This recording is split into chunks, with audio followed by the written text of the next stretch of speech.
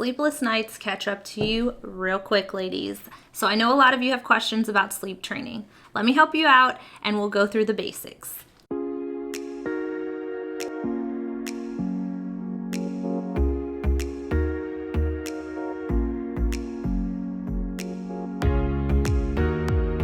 Hey everyone, welcome back to Define Motherhood. I'm Ashley. If you are new here, welcome. Don't forget to check us out at our blog, definemotherhood.com, for more content.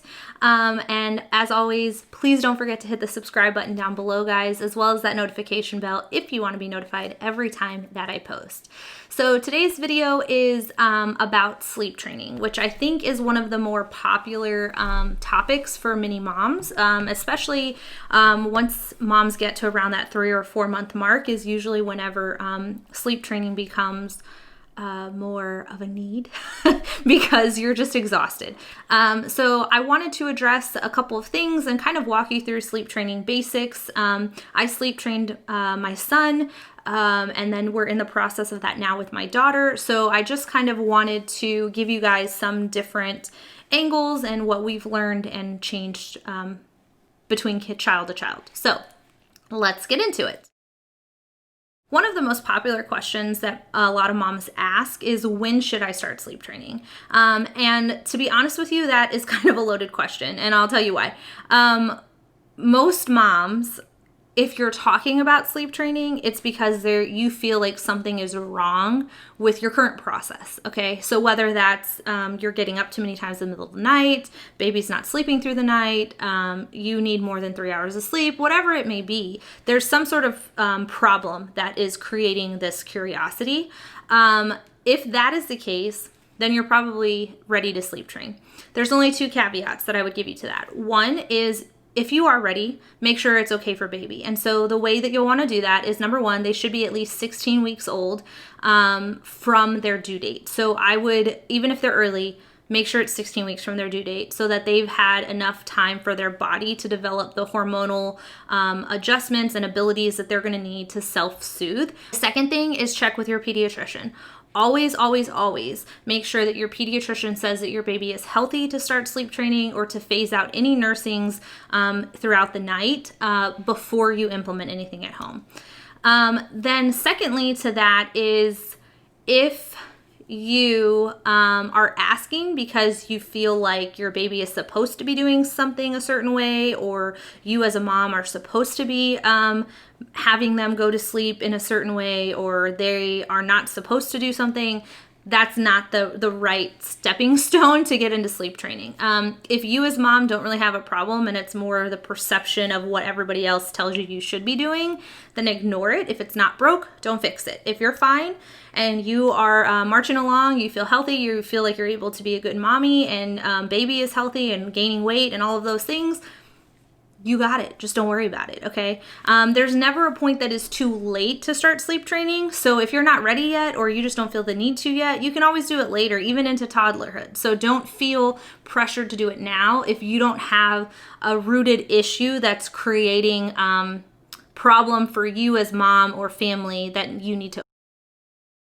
With that being said, before you start sleep training, I always recommend that you have instituted a bedtime routine for at least 2 weeks ahead of getting into sleep training. And so I talk about healthy newborn sleep habits in my video. I'll link it down below for you if you haven't seen it yet. So if you've been following kind of that structure, then you can start sleep training as soon as you hit that 16-week from due date mark. But if not, then make sure that you put a sleep routine into place ahead of trying to get into sleep training. So you'll want baby to start seeing those cues so that they can start winding down and relaxing and kind of understanding that bedtime is coming. And there are a few different variations of sleep training methods. And so I'll talk about a few of them. All sleep training methods, the idea behind it is you put them down drowsy but not asleep yet, so that they can kind of nod off on their own. It's just how far down that path you get them. And then, of course, what you do once they wake up. The first one is what's called check and console. This is also known as the Ferber method or interval sleep training. So with the Ferber method, essentially you're going to lay baby down. They'll probably fall asleep. if they don't right away, then you would essentially give them a 5-minute interval before you intervened. At that point, you would go in, you shush them, pat them, whatever the case may be. You just don't pick them up out of the crib, if at all possible. And then you would leave the room again. Once baby starts crying, you then have a 10-minute interval. And then you would extend to 15 minutes and then to 20 minutes and 25 minutes. And I think it caps out at a total of 30 minutes. And then you essentially start over at each additional waking. So this method is something that parents find success in. All of these worked for somebody, right? Or they wouldn't be widely known.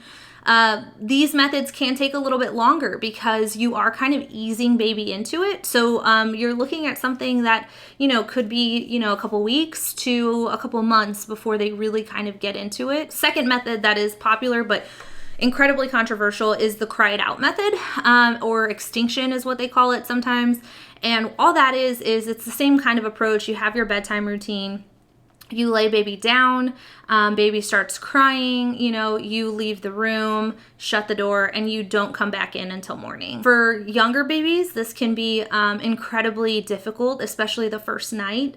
They could be up every hour to 2 hours crying, but the way this method works is it's kind of like a hard stop to parental intervention in sleeping. So babies are kind of forced to understand and figure out how to put themselves back to sleep. This is an incredibly difficult method for a lot of parents, and it is highly controversial, but there's not really any definitive science behind the long-term impact to it. It is incredibly effective. So, and I know I just said all of that, and now I'm going to be like, it's the best method in terms of the way it works. But because of how quick that separation and cutoff is for intervention from parents, this method tends to work rather quickly. And usually by the 7 to 10 day mark, you're like, that's just the new norm.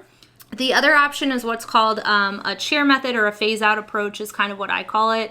And what that is essentially you lay baby down, and then what you'll do is you'll place your chair next to the crib and sit there and pat them or shush them, or just sit quietly with them so that they can see that you're there until they fall asleep. And then once they're asleep, you then would leave the room, and then from there you could apply whatever option you want in terms of shushing or coming back in at intervals, etc. But the idea here is you progressively distance yourself from that crib so that they have to get used to falling asleep without you being there. And you can kind of start doing this honestly before the 16-week mark if you want to start getting baby used to kind of falling asleep on their own. You can also do this in terms of within your room. If you're room sharing with your baby, you can slowly move it away from the bed and then eventually into the living room so that they are getting used to not being in the same room or knowing that mommy is right there, is another way that you could go about it. So again, this one is more gradual, more progressive, so it can be a little bit of a longer process. The next type is what's called pick up, put down, and shush pat. And so this is just you let them fuss for a bit. Once they start to escalate or it seems like they're not soothing themselves, you then would go in, you pick them up, you pat them, you shush them. Once they are calm, you lay them back down, you then leave, you would start the process over again. This can work well for younger babies. Once your baby is able to sit up or stand up in their crib, the more interaction you have with them, typically the less effective it is. So they tend to freak out and get very upset if you come in and touch them but don't take them. So just keep that in mind. Another version of sleep training is bedtime routine fading. And all this is whatever method you're using to put them to sleep. So let's say, for example, you're rocking them to sleep.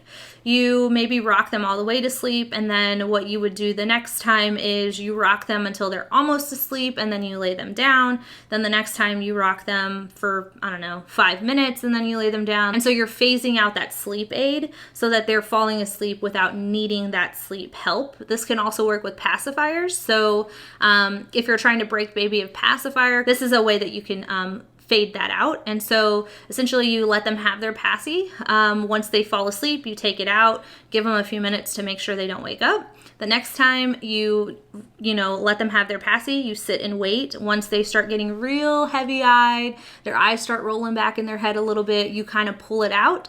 And then if they wake up and, need it back, you put it back in and you repeat it over and over.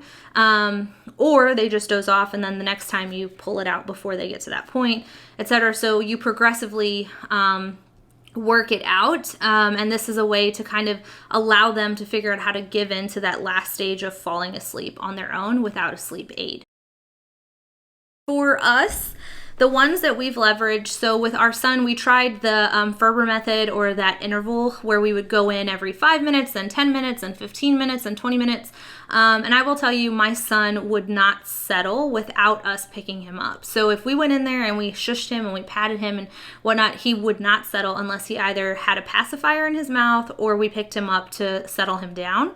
And then we would lay him back down, and it really wasn't long before we were going through it again. We did end up trying the cry it out method, or the extinction method.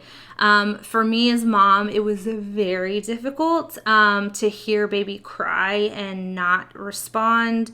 And it's not like just, okay, it's a timed interval, but like at all. So we did that and it worked.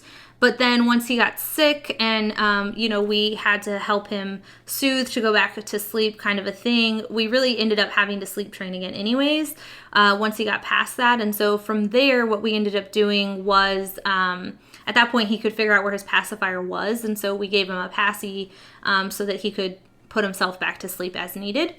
And so we would rock him, put him to bed drowsy, and then we wouldn't come in except for at a set interval time. So we would give him at least like 7 to 10 minutes to try to put himself back to sleep before we intervened or to find his pacifier. So that method worked for him, and that's ultimately what we did until we decided to cut the passy out altogether when he was about 10 to 12 months, somewhere in there. For my daughter, she is 5 months as of yesterday. And so what we started doing with her was, ahead of her hitting that 16-week from due date mark, we started doing the chair method, where we would put her down for naps and then slowly, distance ourselves from her so she could get used to kind of falling asleep on her own. We started putting her down when she was drowsy, but not all the way asleep, even if we would just stand at her crib and kind of pat her belly to get her the rest of the way. It was kind of like a progressive introduction into sleeping, but she had a terrible time, especially with naps, trying to fall back asleep. And so we would constantly have to be in there every 30 to 45 minutes to give her a pacifier so she could fall back asleep. So once she hit that 16-week mark, we actually tried a new method, which is the baby sleep trainer method, and I'll link her information down below. But her approach is a little bit different. It's almost like a hybrid of a couple of these, but she has a lot of science and understanding behind it as to why it works and how it works. And I will tell you that we've been doing our sleep training method with her for about a week, and my daughter has made great progress. We cut out one of her nighttime feedings, so she has one nighttime nursing, and she now sleeps from about 7 o'clock. Sometimes it takes her till about 7:15 to fall asleep. She sleeps from that point until about 4 in the morning, and then she'll have a nursing, and then she sleeps again until about 7, and we typically will wake her up at 7 to start our day. And then naps have progressively gotten better. She's able to put herself to sleep, no pacifier, no nothing, just like her little sleep gown laying in her bed. There is some crying to it, but it's definitely a lot easier and a lot more reasonable than some of the other methods. So, because this is her method and this is her career and her job, I'm not going to get into a lot of the details behind it, but please check out her information down below. I will tell you, if any of these are not working for you or just don't really sound that great to you, please check her out. Just in the 1 week experience that we've had, it's been phenomenal. We also leveraged her information to kind of re-sleep train or set up new habits for my son as a toddler, to help him be more comfortable in settling down by himself without mom and dad having to sit in the room with him for extended periods of time. So she has a method for varying ages. So whatever age your child is, I would definitely check her out and see if it's something you are interested in leveraging to approach sleep training for your child. Something else that I will say is, with sleep training, a lot of parents want, the easiest sleep training method, and they want like a no cry sleep training method. And I've seen a lot of videos on YouTube that are like sleep training without crying, and get your baby to sleep through the night without crying. And to be honest with you, if you're doing sleep training that effectively teaches them how to self-soothe or how to sleep and get themselves back to sleep without parental intervention, there's going to be crying. Because just like when they don't want to be on their back anymore, or they don't want to do tummy time anymore, or whatever the case may be, babies cry. That's their way of vocalizing and their way of communicating. So if they're not happy, if they're uncomfortable, if they are overly tired, if they want a pacifier, whatever it is, if they want you, they're going to cry. And so as you go through sleep training, just prepare yourself that there's going to be crying, and you as parent just have to figure out what is a reasonable amount and what are you comfortable with, and that will determine essentially what approach you want to take. So there you have it. Those are the sleep training methods and a recap to kind of what we have leveraged for us between our two different children. If you have any questions, or if you have experience with any of these methods and want to inform other moms, please feel free to comment down below. As always, visit our blog website at definedmotherhood.com for content. Create a login. We're trying to kind of build a community for moms. Join our different groups and have conversations. We encourage you guys to really take advantage of that. And as always, if you have not yet, please hit the subscribe button down below, as well as that notification bell if you want to be notified every time that I post. Otherwise, thanks for watching. Bye.